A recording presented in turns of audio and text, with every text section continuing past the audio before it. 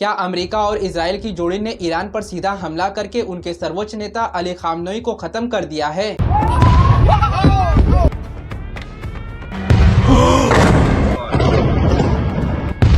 Fox News can confirm that Iran's the Ayatollah Khamenei is dead.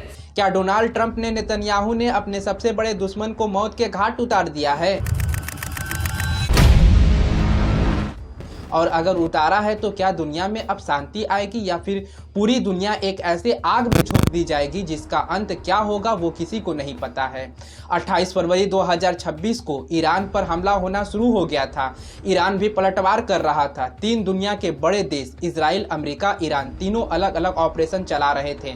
In operation में दिन भर में सैकड़ों लोग मारे जाते हैं, लेकिन इन सैकड़ों लोगों के मारे जाने के बीच जब यह खबर आती है कि ईरान के सबसे बड़े रहनुमा का अंत हो गया है तो इस खबर ने पूरी दुनिया के सांस रोक दी है। President Trump has confirmed Iran's supreme leader Ayatollah Ali Khamenei is dead. और अमेरिका के राष्ट्रपति डोनाल्ड ट्रंप और इजराइल के प्रधानमंत्री बेंजामिन नेतन्याहू यह दोनों कह रहे हैं कि हमने अपने सबसे बड़े दुश्मन और एक बड़े एविल यानी कि शैतान को मार गिराया है।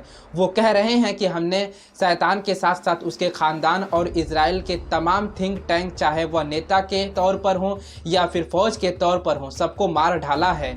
लेकिन सवाल अभी भी यही है, क्या यह सच है या फिर एक खौफनाक शुरुआत है?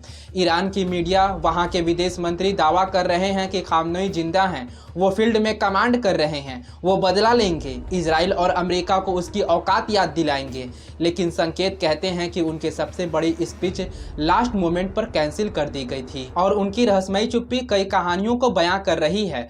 और इन कहानियों के बीच में मोसाद का वो ट्रैक रिकॉर्ड जो यह दावा करता है कि मोसाद जिसके पीछे खड़ा होता है उसको खत्म कर कर ही चैन लेता है, क्योंकि मोसाद को लेकर यह माना जाता है कि मोसाद के पास जानकारी अपने दुश्मन के बेडरूम तक होती है।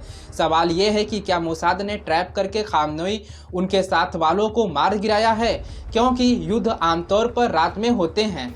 बैठक सुबह 8:15 बजे हो रही थी। सुबह 8:15 बजे क्या सब एक साथ बैठे हुए थे और उसी वक्त किसी ने जानकारी दी और मोसाद इजराइल ने वहां पर बम बरसा कर एक साथ सबको खत्म कर दिया है, या फिर यह मोसाद का एक साइकोलॉजिकल वार है? यह सबसे बड़ा महत्वपूर्ण सवाल है। और दोस्तों, इससे बड़ा सवाल यहाँ पर यह है कि ईरान की जनता अब क्या करेगी, क्योंकि चाहे नेतन्याहू हो या फिर डोनाल्ड ट्रंप हो, वो ईरान की जनता से कह रहे थे कि देखो हम तुम्हारे लिए कर रहे हैं। लेकिन जब ईरान की सड़कों पर सैकड़ों बच्चों का कत्ल हुआ, जब ईरान के सर्वोच्च नेता 40 से अधिक टॉप कमांडर्स को मार गिराया गया, तो क्या ईरान की जनता जो है वो अमेरिका, इजराइल के साथ खड़ी रहेगी या इन मासूमों के जनाजे को देखकर महाजिहाद की तरफ बढ़ेगी? और दावा तो रोंगटे खड़े करने वाले हैं, क्योंकि इस ऑपरेशन में खामनेई के पूरे खानदान को निशाना बनाने की बात कही गई थी। दुनिया डरी हुई है, भारत भी डरा हुआ है, क्योंकि जिस तरह से हमले हो रहे हैं उसमें 90 लाख से ज़्यादा भारतीय भी फंसे हुए हैं। और साथ ही साथ भारत के मन में यह डर बना हुआ है कि क्या भारत अपने लोगों को वहां से सुरक्षित निकाल पाएगा, क्या उसके लोग सुरक्षित हैं वहां पे? सवाल दुनिया को लेकर भी है कि क्या दुनिया विश्व युद्ध की तरफ बढ़ने वाला है, क्योंकि दुनिया के अलग अलग लोग अलग अलग तरफ घट रहे हैं, बढ़ रहे हैं। कोई ईरान की तरफ जा रहा है, कोई अमेरिका की तरफ जा रहा है। और दोस्तों, सवाल तो यहाँ पर यह भी है कि क्या ट्रंप और नेतन्याहू दुनिया को विश्व युद्ध की तरफ भेज दिए हैं या खामनेई का खात्मा करके ईरान का नक्शा बदल दिया है और एक नए दौर की शुरुआत कर दी है? ये दोस्तों, हम लोग कहानी को शुरू से शुरू करते हैं, लेकिन उससे पहले आपसे एक रिक्वेस्ट है कि अगर आप हमारे चैनल पे नए हैं तो सब्सक्राइब कर दीजिएगा, वीडियो को लाइक कर दीजिएगा और अगर आपके पास टाइम हो तभी इस वीडियो को देखिएगा, क्योंकि इसका जो विश्लेषण है ना वो बहुत ज़्यादा लंबा होने वाला है। और दोस्तों, अगर आप ये पूरी स्टोरी को सुन लेते हैं तो आपको सच में समझ में आ जाएगा कि क्या अयतुल्ला अली खामनेई का निधन हो गया है या फिर ये सब एक अफवाह है। तो आइए वीडियो को शुरू से शुरू करते हैं। अब सवाल यहाँ पर यह है कि क्या खामनेई के अंत के बाद ईरान का परमाणु खेल खत्म हो जाएगा, क्योंकि इजराइल ने इस मिशन को ऑपरेशन लॉयन रोड नाम दिया था, मतलब कि शेर की दहाड़। अब खबर ये आ रही है कि क्या यह हमला इतना सटीक था इजराइल का कि खामनेई, उसके परिवार सदस्य जिसमें दामाद, बहू सब मारे गए हैं? मीडिया रिपोर्ट में दावा किया जा रहा है कि तेहरान का वो जो अभेद कॉम्प्लेक्स था उस पे एक साथ बंकर ब्लास्ट मिसाइल मारा गया। इतना भयंकर धमाका था कि संभलने का मौका तक नहीं मिला इनको। इजराइल ने प्लानिंग के तहत तेहरान के रात के अंधेरे पे नहीं हमला किया, बल्कि सुबह 8:15 बजे दिन के उजाले में हमला किया। रिपोर्ट ने तो यहाँ तक की दावा कर दिया है कि 40 सबसे बड़े नेता शीर्ष अधिकारी मारे गए हैं इस हमला में। रिपोर्ट में तो ये भी दावा किया जा रहा है कि नेतन्याहू ने खामनेई की लाश को देखा है। डोनाल्ड ट्रंप ने खुद ट्वीट कर दिया है कि अब खामनेई मर चुके हैं, ईरान की पूरी हुकूमत जो है उसके सर को हमने काट दिया है। ट्रंप ने यहाँ तक कहा कि अब ईरान को इससे निकलने में दशकों लग जाएंगे। हालांकि यह दावा अब तक सत्य नहीं है, पुष्टि इसकी नहीं की गई है, लेकिन जिस बात की पुष्टि हुई है उसने इंसानियत को शर्मसार कर दिया है, क्योंकि यहाँ ऑपरेशन लॉ एंड रो के बीच दुनिया ने तबाही की वह तस्वीर देखी है कि ईरान के दक्षिण इलाके से मुसीब से एक स्कूल पर हमला होता है, 108 मासूम बच्चे मारे जाते हैं। जो तस्वीर आई है वो आंखों से आंसू निकालने वाली है, क्योंकि कोई पिता अपने बच्चे की किताब से पलटकर अपने बच्चे को पहचान रहे हैं, कोई बैग से अपने बच्चे को पहचान रहा है। यहाँ 108 मासूम बच्चे मारे जा चुके हैं। अमेरिका, इजराइल, ईरान की लड़ाई के भेंट चढ़ चुके हैं और यहाँ तक कि दोस्तों वॉलीबॉल की 20 महिला खिलाड़ी इसकी भेंट चढ़ चुकी हैं और ये एक काला सच है जो मासूम के खून से लिखा जा रहा है।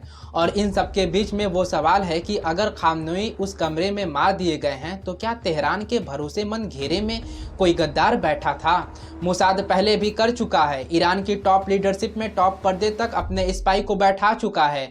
और अगर इस बार हुआ है ऐसा या खामनेई मार दिए गए हैं तो क्या ईरान के मोसाद ने फिर यह करके दिखा दिया है? किसी गद्दार को बैठाया था ईरान की फौज में खामनेई के आसपास, जिसने मोसाद को पल पल की लोकेशन और ऑपरेशन रोड को सक्सेसफुल बना दिया है।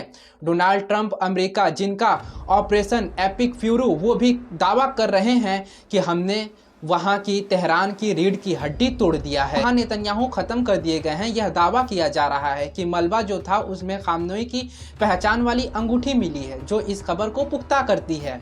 तो क्या किसी गद्दार ने ईरान को अंदर से पूरी तरीके से तोड़ दिया, खामनेई के शासन खत्म कर दिया? वो खामनेई जो बीते 40 से 50 साल से हर चीज से लड़ रहे थे और हर चीज से लड़कर जिंदा थे और जिन्हें ईरान में अमर जैसा माना जा रहा था, वो अब एक बार में युद्ध की शुरुआत में ही खत्म हो गए हैं? या फिर ये लड़ाई बाकी है, फतेह खबर बाकी है, खामनेई की मौत के दावे अधूरे हैं? देखो, ईरान ने पलटवार तो किया है, खामनेई जिंदा हैं या मर गए हैं यह तो अभी पता नहीं चला है, लेकिन ईरान ने प्रतिशोध में पलटवार किया है और नाम दिया है फतेह खबर। और हाँ, ईरान के रिवॉल्यूशनरी गार्ड ने जब प्रतिशोध का बटन दबाया तो 400 से अधिक बैलिस्टिक मिसाइल और सुसाइड ड्रोन जो है वो आग के गोले की तरह आसमान में उड़े। ईरान का संदेश साफ था कि अगर हमारे घर पर हमला करोगे तो दुनिया में कोई भी सुरक्षित नहीं रहेगा। आधी रात को ईरान की मिसाइल दुबई इंटरनेशनल एयरपोर्ट को दहला रही थी, वह बहरीन को दहला रही थी, कतर को दहला रही थी। सिया और सुन्नी देश के जरिए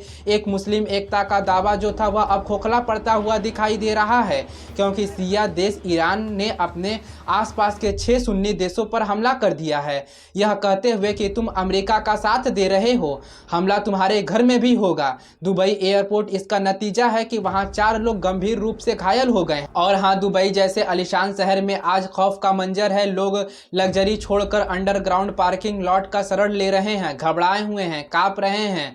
बुर्ज खलीफा के बगल में मिसाइल गिरी हुई है, तमाम बड़े बड़े होटल पर मिसाइल गिरी हुई है। ईरान ने मिसाइल के साथ साथ खाड़ी देशों को डिजिटल सिस्टम पर भी साइबर अटैक किया है, जिसमें बड़े शहरों की बिजली और लाइट चली गई है।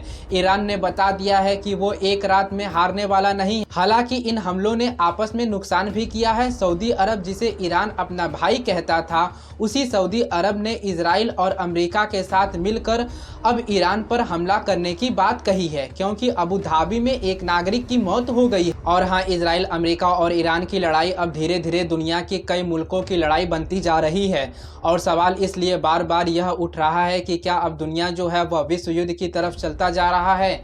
तेहरान की सड़कों पर अजीब सा मंजर है। तेहरान में कहीं पर लोग जश्न मना रहे हैं, कहीं लोग नाच रहे हैं, कहीं लोग डर के साये में जी रहे हैं, कहीं अपने बच्चे की मौत पर आंसू बहा रहे हैं। तेहरान में भी यही खबर फैली हुई है।